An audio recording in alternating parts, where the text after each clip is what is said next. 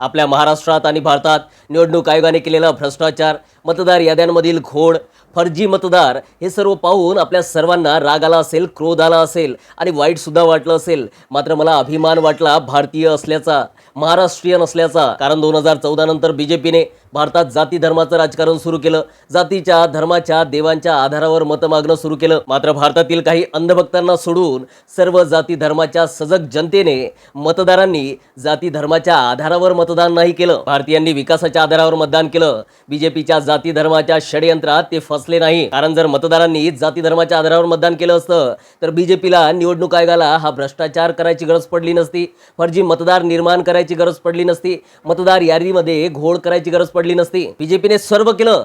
हिंदू मुस्लिम करून पाहिलं, ओट जिवाद अशा प्रकारची संकल्पना पुढे आणून पाहिली, मंदिर मस्जिद करून पाहिलं, भारत पाकिस्तान करून पाहिलं, सर्व भ्रष्टाचारांना सोबत घेतलं, ईडीचा धाक दाखविला, पाण्यासारखा पैसा ओतला. एवढंच काय तर पक्ष सुद्धा फोडले. तरी सुद्धा भारतीयांनी या सर्व गोष्टींना बळी न पडता BJPला मतदान केलं नाही. म्हणून यांना हा भ्रष्टाचार करावा लागला, निवडणूक आयोगाला विकत घ्यावं लागलं. त्यामुळे मला भारतीय असल्याचा, महाराष्ट्रीयन असल्याचा आज खूप अभिमान वाटतोय. तुम्हा सर्वांना सुद्धा अभिमान वाटला पाहिजे आणि इतरांना सुद्धा अभिमान वाटला पाहिजे. त्यासाठी हा व्हिडिओ होईल तेवढ्या मोठ्या प्रमाणात शेअर करण्याचे प्रयत्न करा.